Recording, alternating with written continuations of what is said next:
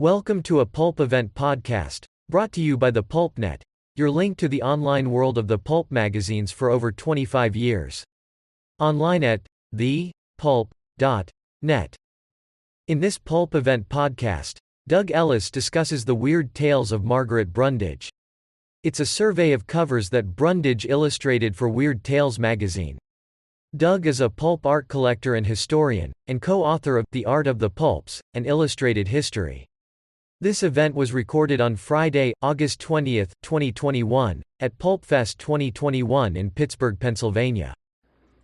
So Margaret Brundage is probably the leading, certainly the most famous female cover artist for the pulps in the 1930s. Signing her risque covers as M. Brundage, at first most people assumed she was a man. It caused even more of an uproar among the readers of Weird Tales when it was revealed by editor Farnsworth Wright that in fact it was a woman who was creating all of these risque covers. While her covers caused quite a bit of uproar among the readers, what we'll examine today is, in the next 50 or so minutes, looking at the 66 covers that she did, whether she was making up the scenes herself or whether these scenes of nude and scantily clad women were in fact illustrating what the authors were writing. The interior artists for Weird Tales at this time were certainly illustrating particular stories and particular scenes that Farnsworth Wright asked them to illustrate. I think that Curtis Senf was even nicknamed or referred to by H.P. Lovecraft as the assassin because his interior illustrations would often give away the end of the story. And I've got one of those where at the end the hero is decapitated with his head laying on a chair. And of course the illustration Senf did for that issue was the hero's head laying on a chair. So Lovecraft was not amused. By the 30s, Wright was generally suggesting possible scenes for the interiors to his artists. I have a number of letters, I've seen a number of letters by him to those artists telling him what exactly he wants to do. And in some cases saying, and whatever you do, don't do this scene because that's the scene the cover is going to be for. And so he also told Brundage what to do. So Margaret's first cover was for the September 1932 issue for The Altar of Malek Taus by Gigi Pendarvis. This is a tale of devil worship in Baghdad, and the cover depicts the Englishwoman Avadni Willett and a local noble, the Prince Dana ibn Zad, high priest of the Yazidis. Malek Taus is their devil ruler, the angel peacock, and at his red altar is a glittering figure which is half man and half bird, shown there, and a fountain of fire. The prince brings Avadni there, clad only in a garment like tissue for nefarious purposes, but luckily for her, her husband intervenes and thwarts him. Brundage's cover does illustrate the scene just as she's about to be sacrificed. As a side note, when this original painting was later restored by its owner, they decided to make it a little more risque, and they removed a little bit more of her gold tissue outfit. Brundage's next cover, October 32, was for The Heart of Siva by Seabury Quinn. Quinn was one of Weird Tales' regular authors, going back to its earliest issues pretty much, and he quickly realized that having a naked or a near-naked girl in his story really helped his chances of grabbing a cover. Sadly, Lovecraft never really learned that, and he stuck instead with nude elder gods. He really could have started something with the whole naked girl and tentacle movement, but he just really didn't have that vision, I guess, and passed him by. As an aside, just real quickly, we could have used this, I guess, as the question. Take a guess how many covers of Weird Tales H.P. Lovecraft was on. You got it, 0. In any event, this particular cover, although he did get a cover for the Canadian edition for The Shadow over Innsmouth. This particular cover is one of Quinn's tales of his French detective Jules de Grandin versus a sinister Hindu cult. And Brundage's cover depicts a scene at the start of the story where a dead girl, garbed as Brundage depicts her here, has been found. However, the figure with the dagger was added by her to the cover, presumably to add a sense of danger. The scene itself doesn't have the figure in it there. She's found later after she's been killed. After this cover, there's a 4-month gap featuring J.L. and St. John covers for Klein's Buccaneers of Venus, before Brundage returns with this one in March of 33 for another degraded story by Quinn, The Thing in the Fog. Here, Brundage eschews clothing entirely. Sally Lee had the misfortune to be turned into a werewolf in Smyrna, and while there, in the story, there's a scene of her running with the wolves.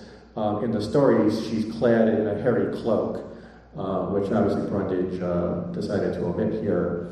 Later on in the story, Quinn does find a way to get her to disrobe, but it's just not in this scene. June 33 is Brundage's first cover for a Conan story, Black Colossus. The princess Yasmela seeks out an idol-like statue of Mitra for help against a desert sorcerer. The statue tells her, "Go out and place your kingdom in the hands of the first man she meets." Luckily for her, that turns out to be Conan, and she does. She appoints him her commander of her armies. For the cover, Brundage combines a couple of scenes in the story, one where a clothed Yasmela is seeking Mitra's aid, combined with an earlier scene where she's laying naked on bare marble in her bedchamber, fearful of the images that the evil sorcerer is sending to her. This particular issue was actually the first issue of Weird Tales I ever bought, which I bought due to the cover. The July 33 issue takes us back to Seabury Quinn, Jules de Grandin, with The Hand of Glory, which is a tale of an Orientalist who's willing to sacrifice his own daughter in order to gain power. But hey, everybody's got their faults. The cover faithfully depicts a dream sequence that de Grandin's friend and chronicler, Dr. Charveridge, experiences. August of 33 depicts the Chosen of Vishnu by Quinn. This time, it's a relatively demure Brundage cover. Our heroine flees to America to escape becoming a bride of Vishnu, which is something you definitely want to avoid becoming, with de Grandin coming to her aid. And there's a kidnapping in the story, which is recounted after the fact. The kidnapper probably looks pretty much like Brundage is depicted here, but Brundage pretty much relied on her own imagination for the girl who's not described in this particular scene. While it probably took place, is not described. Brundage's cover for the next issue, September 33, caused some comment, as one might guess, when it first appeared. It's for another Conan story, The Slithering Shadow. The scene, as described by Howard, has Thalys the Stygian sadistically whipping Conan's companion, Natala, who she had stripped nude. Thalys was a little upset that Conan had spurned her affections in favor of Natala, and so when that happens, I guess you whip your rival. The original of this painting still exists, but unfortunately the red has faded quite a bit. The October 33 issue is perhaps the most famous Weird Tales cover, known as the Batgirl issue usually. For once, the woman here is not showing the usual amount of Brundage flesh, but this one also does not illustrate any particular story. However, a copy of this issue in pretty nice shape sold a few weeks ago, I guess at this point, for $19,000.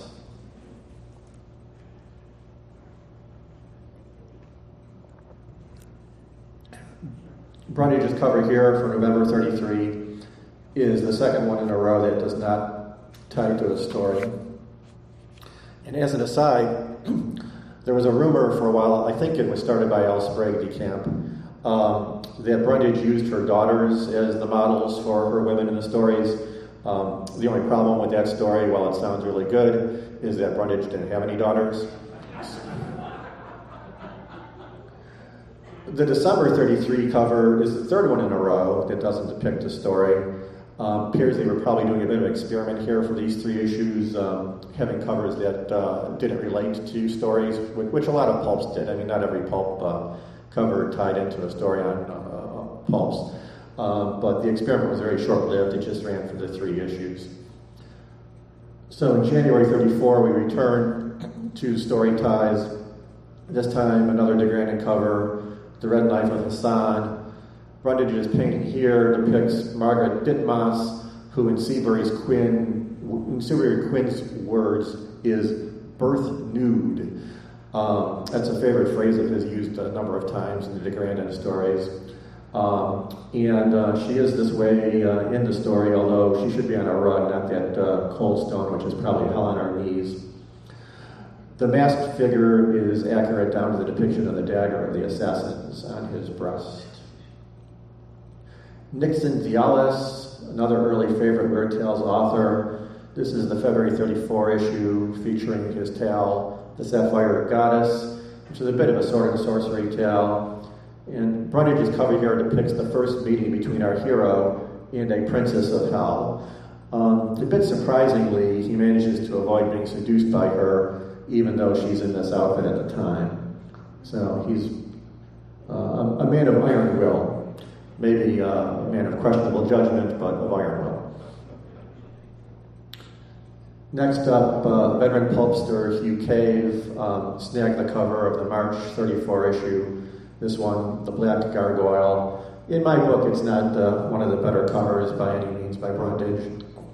Like many of Hugh Cave's stories, both in Weird Tales and in other pulps, this one takes place in Borneo. You get a lot of tales set there, the Siang House stories and other stories and short stories and other pulps. This one features a young Spanish wife, Josefina, and a hideous Dayak mask plays a large role. The cover here depicts the scene where Josefina, who's asleep in a jungle cabin, wakes up screaming, seeing someone wearing this mask at her window. I don't blame her for screaming. I think I'd scream if I woke up and saw that mask at my window. Another Weird Tales regular was E. Hoffman Price, a member of the Lovecraft Circle, and his story, Satan's Garden, grabbed the April 34 cover. This one is a tale of occult danger in Bayonne among the hashish eaters. My advice to you, don't go to Bayonne among the hashish eaters if you can avoid it. There's some whipping in the story, but the cover actually doesn't illustrate a particular scene. It's a bit more abstract by Brundage, combining various different elements of the story that were in it into this scene. And actually, for a change, the girl is actually overdressed based on the way she's depicted in the story. This one, May 34 cover, is famous for being the first depiction of Conan on a pulp cover. Brundage, did great women, her men not so good. Here we've got Brundage depicting Conan in Belit, who is the queen of the Black Coast. And at one point in the story, Conan has a vision of a winged race who inhabited the ruined city that they've come across. But this illustration does not depict a particular scene in the story. Brundage has sort of combined elements. But by next time, though, I think Conan should probably bring a bigger knife. Bring a bigger knife to a winged demon fight, I guess. I've always been fond of this cover. It's June 34 for Jack Williamson's Wizard's Isle. It's very colorful. Williamson was another Weird Tales regular. Common in pulps of the day, the story concerns an Oriental menace who's bent on conquering the world, in this case through the use of his occult science. Again, Brundage's painting features elements of the story. It's got the Oriental villain. It's got the hero who's been transformed into a monster, so that red creature is actually the hero. And it's got the damsel in distress, but the scene itself doesn't occur in the story. The July 34 issue features a cover for the first installment of the novel, The Trail of the Cloven Hoof, by Arlton Eady. Her cover here brings together our heroine in an evening frock of silvery gaze, as described in the story, our hero and the terror of the Moor, who's half man, half stag, and all evil. This particular scene exists only in Brundage's imagination. The August 34 cover is probably Brundage's best depiction of Conan. This one in a scene from The Devil in Iron, and the original painting for this one still exists. This time, Brundage is pretty true to the story in Howard's text, with Conan and his gal pal of the moment, Octavia, being menaced by a giant snake in a throne room. Although things look grim for the Cimmerian here, it will not surprise you to learn that Conan does in fact emerge victorious. The September 34 issue, the next month, is for the first part of Howard's The People of the Black Circle, which is another Conan tale. This time Conan himself is not depicted. Brundage's cover here shows Queen Yasmina being menaced by the master of the Black Seers of Yimsha. Defying his desire to keep her as a slave, the seer is showing her his demonic inhuman form, which causes her to scream and faint. In her defense, she did first try to attack him with a knife, which he turned into a flower. So screaming and fainting was her second line of attack, I guess. But she did try to knife him. C.L. Moore's first tale of Gyro of Jory grabbed the cover for the October 34 issue.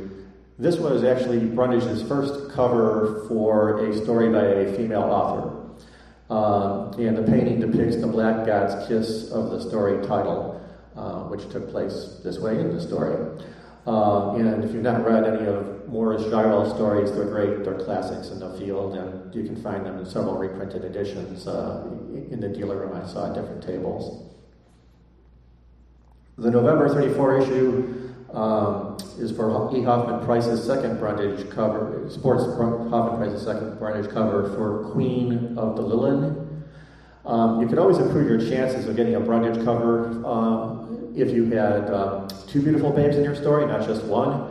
And so Price doubled down here and managed to get right to tell Brundage, yeah, do this scene. This one's the story of Lilith, who's a gloriously lovely but evil woman.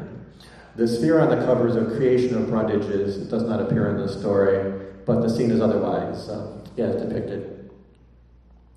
And since we've got two women fighting it out in November, let's keep going with that theme in December, this time with Howard's Conan tale, A Witch Shall Be Born.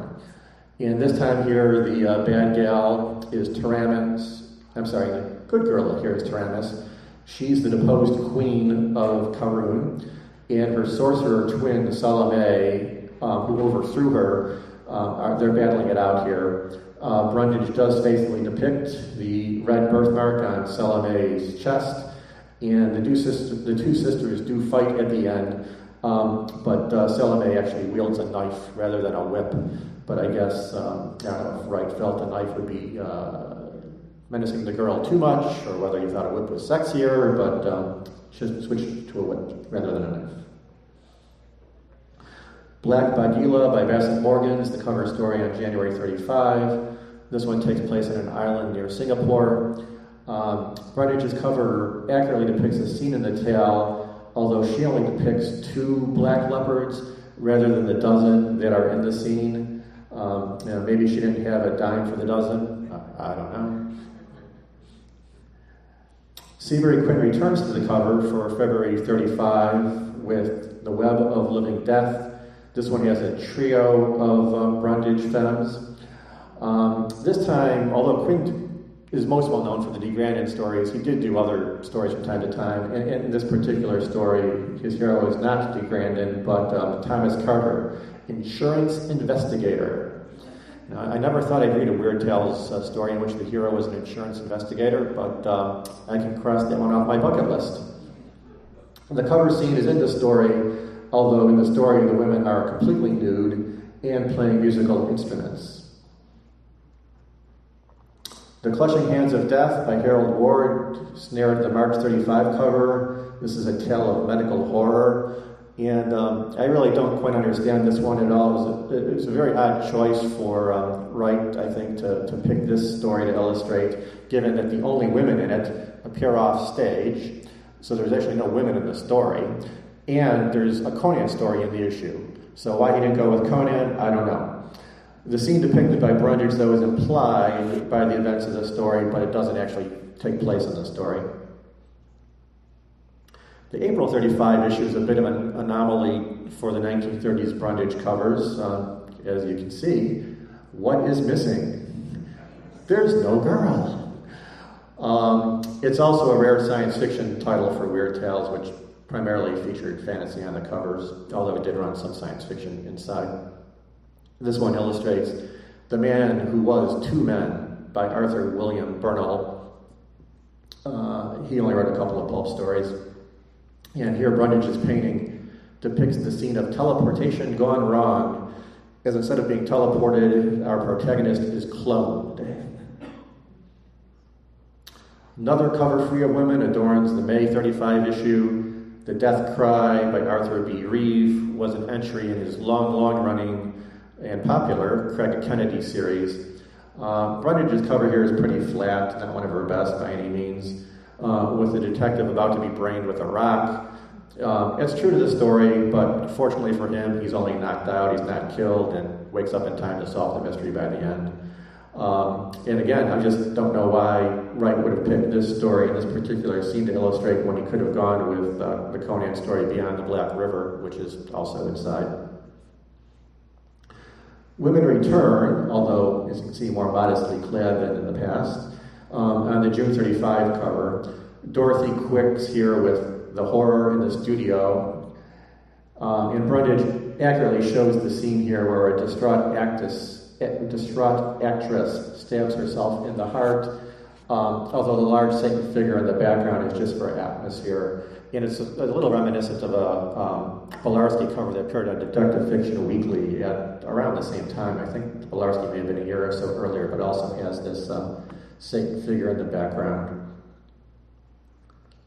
Prolific pulp author Edmund Hamilton's The Avenger from Atlantis has the cover of the July 35 issue. Brundage's cover here is a effective montage of a few scenes from the story. Depicts the destruction of Atlantis and also the final reckoning at the end of the story between our hero and his faithless wife. Thousands of years later, they managed to survive the sinking of Atlantis, and thanks to elixir of life, lived for thousands of years thereafter. Paul Ernst's Dr. Satan makes his debut in the August 35 issue. Brundage here depicts the cloaked and masked criminal. Her cover is a bit symbolic. Dr. Satan is accurately depicted here in terms of his outfit and all the rest. But and there is a flame which plays a role in the story, but it's not a flame out of a skull, and this particular scene is not in the story. And at last, we've had no women, we've had mostly clothed women, and finally we go back to what Brundage is doing best here, nude women. This time, The Blue Women by prolific pulp author John Scott Douglas is the cover story for September 35. I don't have a copy of it to show here. I meant to find one, but I did not do so. The cover was heavily censored by the Canadian edition, and basically it completely deforms her breasts. So if young kids in Canada happened to see this cover when it came out, they must have been horrified at what women really look like. The story itself is an eerie mystery of a woman whose body glowed in the dark. Brundage took a few liberties here. While the nude woman actually does swim in the lake, our hero never actually confronts her there, his loss. Edmund Hamilton snags a second Brundage cover with The Six Sleepers on the October 35 issue. It's billed as a gripping tale of a super civilization in the far future, and they would not lie to you. Similar to the Buck Rogers stories, or at least the initial Buck Rogers story, here 6 men from different ages go to sleep due to a strange gas, and they wake up in the far future. Brundage's cover is relatively accurate in depicting a scene from the story, although the woman should have a spear in her hands, and the wolf should have a man's head instead of a wolf's head. The November 35 cover for the Conan story, Shadows in Zambula, was heavily censored in Canada, as you can see here. Yeah, that just doesn't have the same impact. Here, you've got the dancing girl, Zabibi, who finds herself being menaced by 4 cobras that are being controlled by an evil musician, although there should be 4 shattered jars around them on the floor. And she's forced to dance the dance of the cobras. Luckily for her, Conan kills the musician, which allows her to escape. Brundage's cover for December 35 issue for Howard's Hour of the Dragon is, I think, undoubtedly her weakest depiction of Conan. In the novel, at this point, Conan's been captured by his foe, the ancient wizard Zoltotan. He's been locked in the dungeon, and a slave girl, Zenobia, gives him a key to unlock his chains and the door, and she also gives him a dagger. Well, the dagger here is missing in the painting. I mean, maybe if it was there, he'd look a little more animated, a little more excited, not so defeated, but I just don't see this guy getting out of jail and defeating the evil wizard, but he does. Well, Seabury Quinn had quite a break from having the cover of Weird Tales, and he must have missed being on it. So he wrote a tale that was calculated to grab him the cover with the January 36 issue for de Grandin's story, Arrival from the Grave. This one is just dripping with sex and nudity throughout it. It's one of Brundage's more erotic covers. And she depicts a lot of the stuff very faithfully here, including the hairstyles which are described by Quinn in the book, and the sea green gown.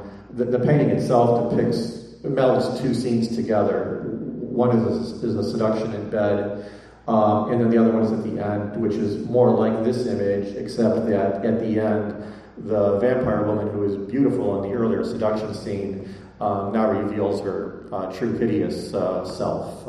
So she should be hideous here, but not so much. Veteran pulp author Forbes Parkhill gets his first cover on the February 36 issue for Coils of the Silver Serpent, which finds an anaconda loose in New York City. The cover here depicts the climactic scene. The villain has taught the anaconda to kill on command through a scent that he sprinkles on his victim's clothing. And our hero, realizing this, saves the day, saves his sweetheart, by dumping a vial of the scent on the villain, causing the anaconda to release her and kill the villain instead. I guess you could say that the snake had a crush on his master. Hey, come on, they're not old gems. Another prolific pulpster, Ron Alcazar, gets his first Weird Tales cover for the albino deaths on the March 36 issue. Once again, a whip makes its way to the cover, and the story features a lot of torture. Torture is very prominent throughout it.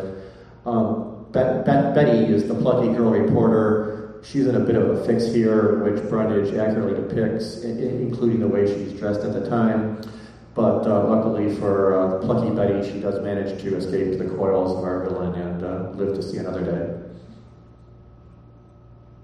Jack Williamson's The Ruler of Fate snares the April 36 issue's cover. This is a tale of a being who is secretly ruling the Earth from the moon.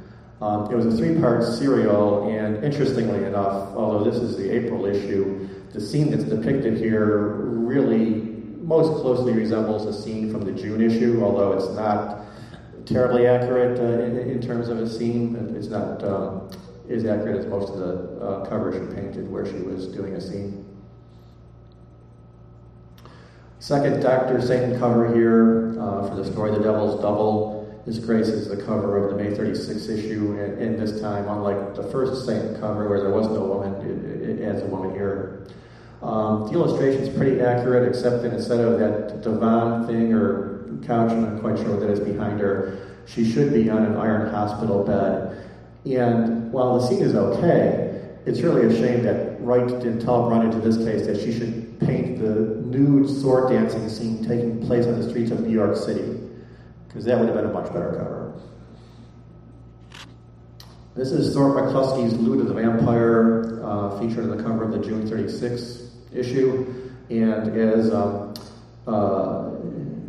this came out, a few years after Dracula, and is stated in the text of the story by Mr. McCluskey, the vampire is a count who doesn't drink wine. He doesn't drink wine. Brundage's painting depicts a scene at the end of the installment in this issue where he's hypnotizing our heroine.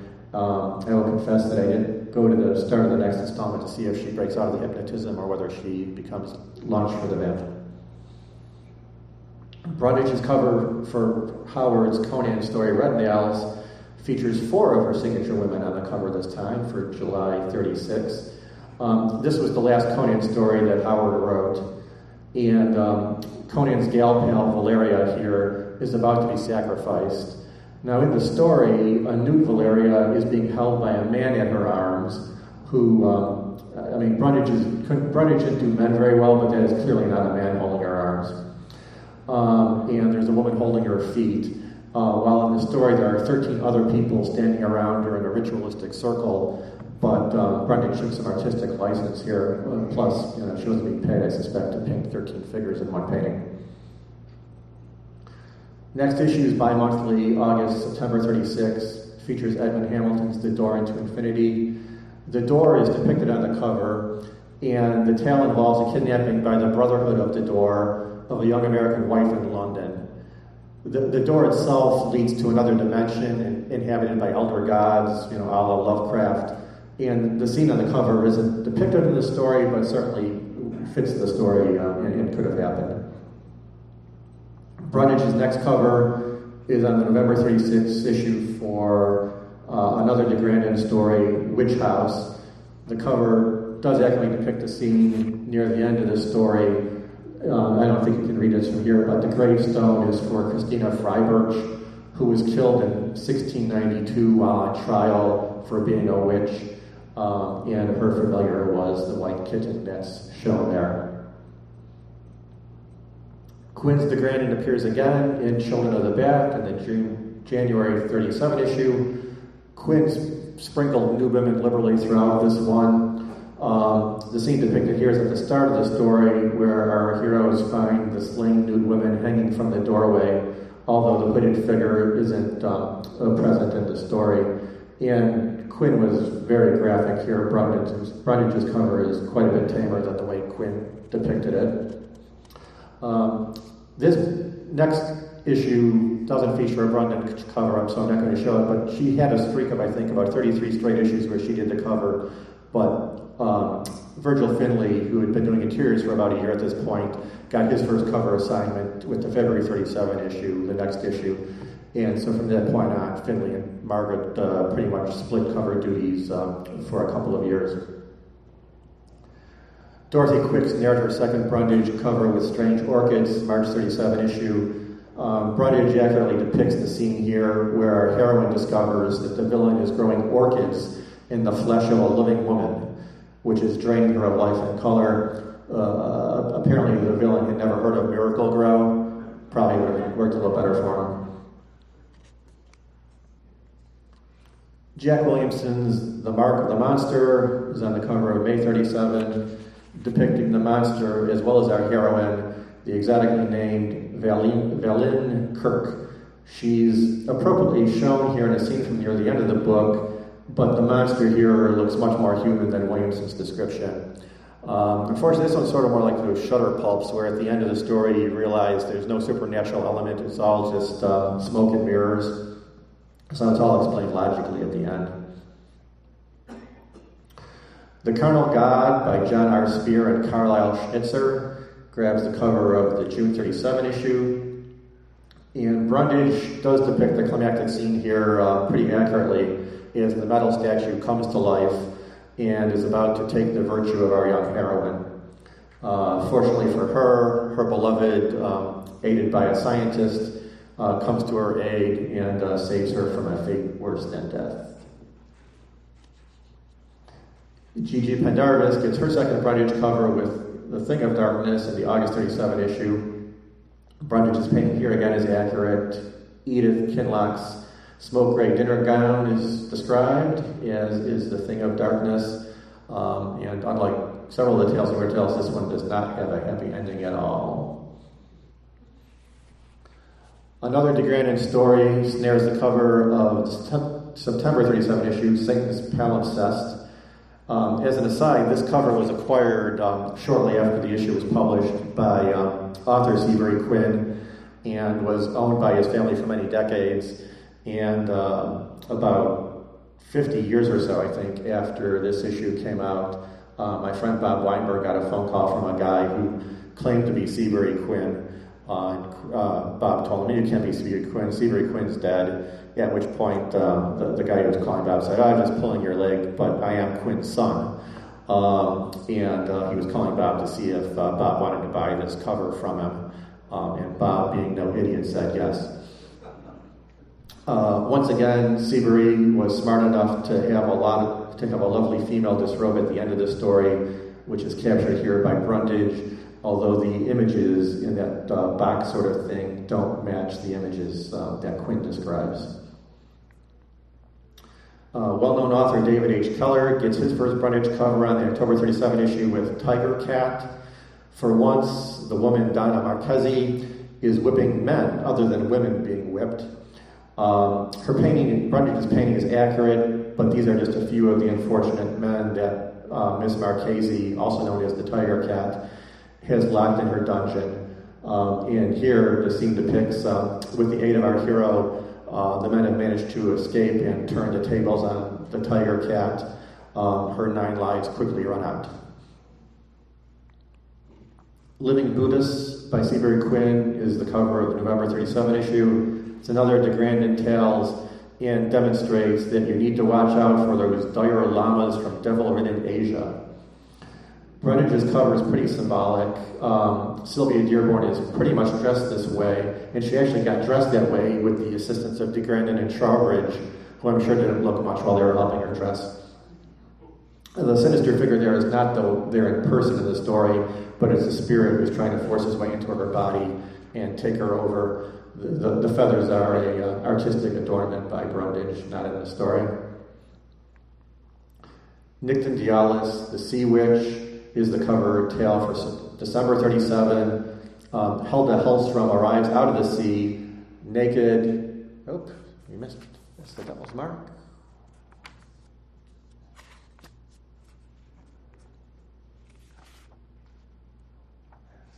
Hang on here. Why did I take things out of order? March.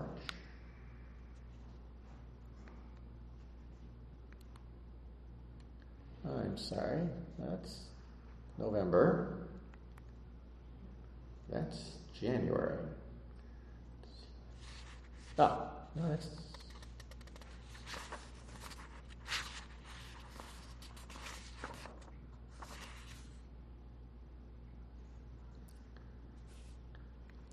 I'm missing a image here for Dialis' Sea Witch. Maybe it'll show up later on. Anyway, this is the January 38 issue for The Witch's Mark by Dorothy Quick. The cover is similar to other Brundage in many respects, actually similar to the one for the Sea Witch, which hopefully we'll see in a few moments. The woman here is described in the magazine as he saw behind the loveliness that was hers and knew her for a witch. So Brundage's cover here is a bit more symbolic. The lovely Cecily is revealed to be the hideous ancient witch she really is in the background. Jules de Grandin returns in Seabury Quinn's Tale of Devil Worship and the Black Mass, Incense of Abomination in the March 38 issue, which is completely loaded with nudity and sex once again. Brundage takes some artistic license. As described by Quinn, she should be laying on top of an altar right now, and the incense should be pouring out from a bronze device which is being swung by a young male acolyte. Quinn's Goddard Damarung is the cover story for May 38. This one doesn't involve de Grandin. Instead, it's a man from present-day New York City who's vaulted into the future due to an accident where he meets a lovely woman known as the Holiness. Here, Brundage depicts the mask that the Holiness sometimes wears, as well as the scene of sacrifice. The ending of this one is quite grim. It doesn't really end well for anybody. June 38 issue finds de Grandin back with Suicide Chapel. Brundage's painting depicts a scene at the end of the story where de Grandin and Trowbridge save a young woman from a fate worse than death, this time at the hands of a gorilla and its master. Her cover for August 38 is a bit reminiscent of some of the earlier covers she had with a girl and wolf. This one's for Arlton Eady's The Wolf Girl of Jocelyn.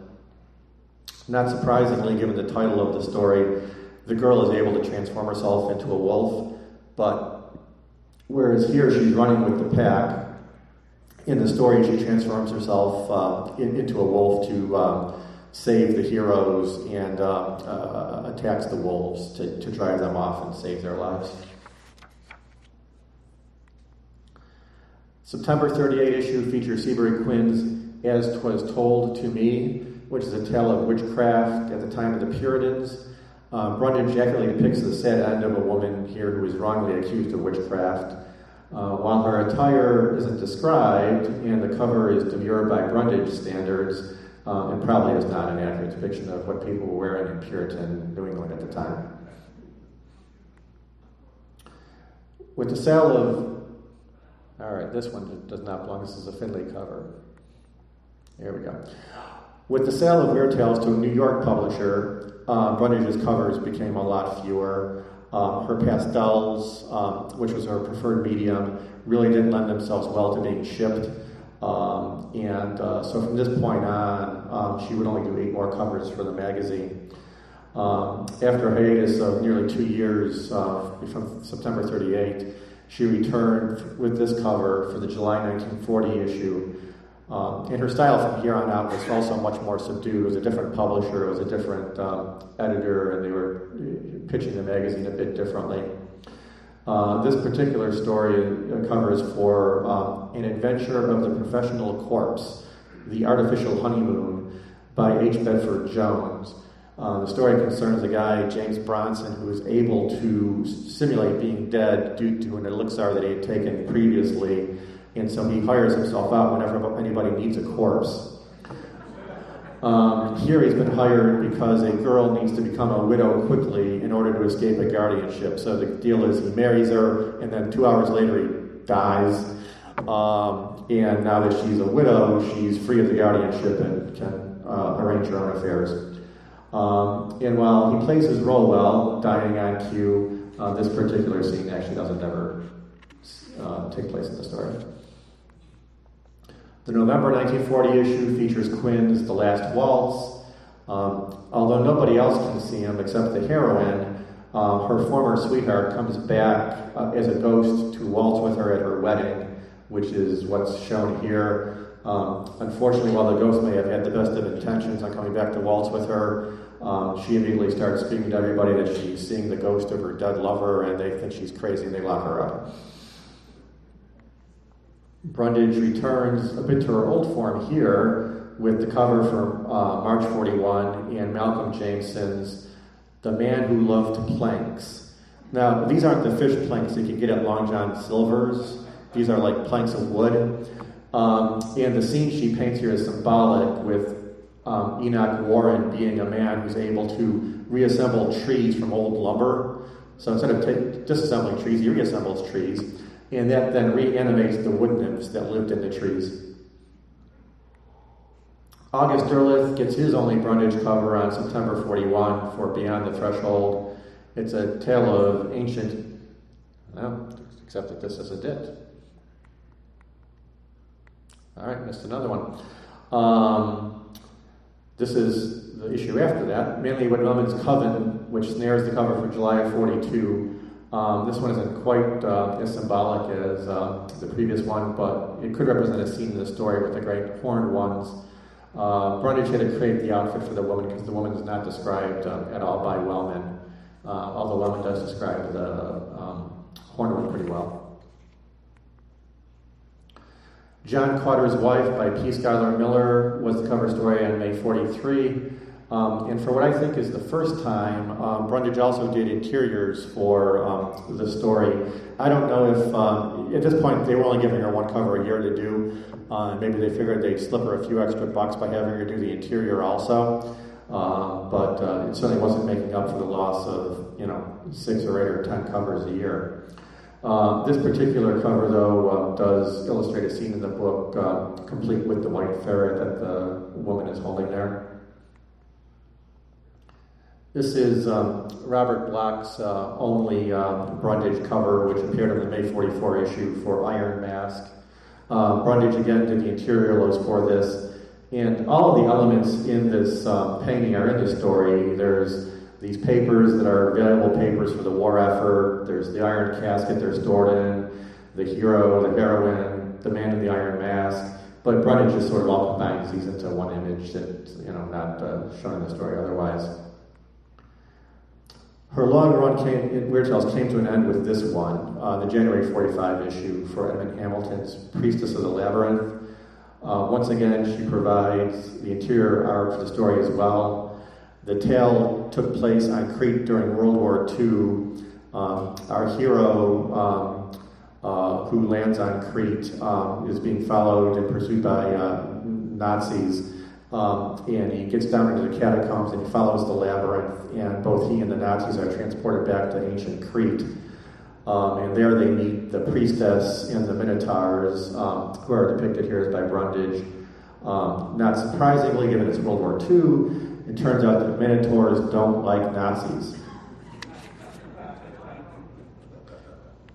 In all, Margaret Brundage provided 66 covers to Weird Tales.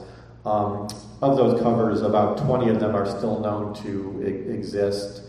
And those paintings are among the most expensive pulp paintings. You can buy when you can find them. She was paid for most of her career at Weird Tales $90 a cover, and the most I know that a cover has sold for is $75,000. Had the magazine not moved from Chicago to New York, it's undoubtedly, she would have done more covers than she did. It's just that once it moved with the new editorship, and particularly at their medium, she didn't do many covers after that. And while the magazine ran for 279 issues in its initial run, she'll always be remembered as the primary cover artist for Weird Tales. All right, they came up, I don't know why they're out of order, I'll quick go back, there should be two more here. So this is the Derleth cover for September 41 for Beyond the Threshold. It's a tale of ancient evil, which does not illustrate any particular scene, just gives a sense of the story. And if I get lucky, can we get lucky? No. All right, well, you're going to have to hunt down the last Brundage cover on your own, I'm afraid. That's it. That's all I got.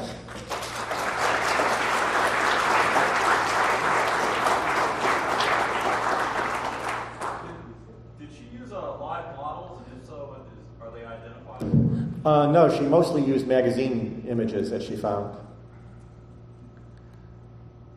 You said there were 66 covers, correct? Yes, she did 66, although technically I guess you could say there's 67 because in the 50s they reprinted one of them. But I didn't bother showing it because it's not for the story. You just reprinted the cover.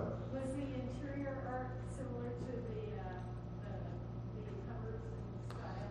Yeah, she only did a few interiors for Weird Tales. She did some interiors also for Golden Fleece, and then she did some interiors for a few other things here and there. Her style was pretty similar to her cover style, but she really did not do a lot of interior illustrations for the pulps. What other professional art did she do as a career, or did she? She did. She did a lot of advertising art earlier in her career before she moved to Weird Tales. Actually, before she moved to Weird Tales, her first job for Farnsworth Wright and the publishers of Weird Tales was they were publishing the Weird Tales sister magazine, Oriental Stories and Magic Carpet. So Wright first hired her for that, liked her work on that, hired her for Weird Tales. But otherwise, her magazine work was primarily limited to the Chicago market. So Weird Tales was based there for a long time. She worked for them. Sun Publications, which published Golden Fleece, was based out of Chicago. She worked for them. Sun Publications also published a sort of girly magazine called 10 Storybook. I don't know if you're familiar with it. It ran fiction and it ran nude or topless artists' model figures in there as well. And they published some side magazines as well, one of which was Girl Parade, which was almost all nude photos of women for the enjoyment of art students only. It was no prurient interest, of course. It was only marketed to art student markets. In one of those, she has 6 or maybe 8, I think, interiors, black and whites, but otherwise not a lot. Yes. Obviously, most of her cover arts were very scandalous. Was there any difference between how she depicted her art when there were male editors versus there were female Weird Tales editors? Well, the editor for her most of her run through Chicago was Farnsworth Wright. So that's basically the first 58 covers she did. And then when Dorothy McElwright became editor, it was these. This was one of them. So these 8 covers are when she had a female editor, but they were also slanting the magazine a little differently. Back then, once Dorothy, this is really the only one that sort of got sort of the classic Brundage feel with the wood nymphs there of her later covers. That's the first time. So those are her last 8 with Dorothy McElwright as the editor. What could you tell us about her personal life? She was married she was born in Chicago, went to art school. Actually, in high school, art school. I believe she was classmates with Walt Disney, and she used to like to say apparently that she graduated, but he didn't. And she was also, I think, the editor of the art school's whatever little magazine or newsletter they did. And so she got to either accept or reject his work, which she was pleased about, I guess, later in life. But she married a guy whose nickname was Slim, and took his last name, Brundage. In the late 20s, they had one son. He was a bit of a ne'er-do-well. He was involved in the socialist movement a bit, and they got divorced, I think, in 39 or so. And then she lived in Chicago the rest of her life. Unfortunately, once Weird Tales moved, her income really dried up quite a bit, so she was not well off at all the last 40 years of her life. She did do a number of street market fairs in Chicago in the 60s and 70s where she would sell some paintings, but not these paintings. She was still painting. She would sell some of her work there. She had some bad experience with fans who came to her house and basically talked their way in and stole some of her stuff. So she was down on fans for a long time. She sort of got over that later in the 70s when she got to meet some nicer fans. But unfortunately, given the great work she did, she really was not recognized as much as she should have been in her lifetime. Last one? Just a comment. You realize that Margaret Wright could have given Lovecraft a Brundage cover for the thing on the doorstep. You can just imagine a naked assonant weight cavorting with a shotgun. Yeah. They probably realized what Lovecraft's intention would be.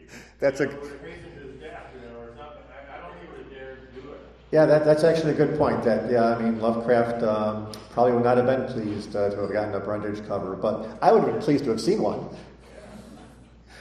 All right. Thank you, Doug.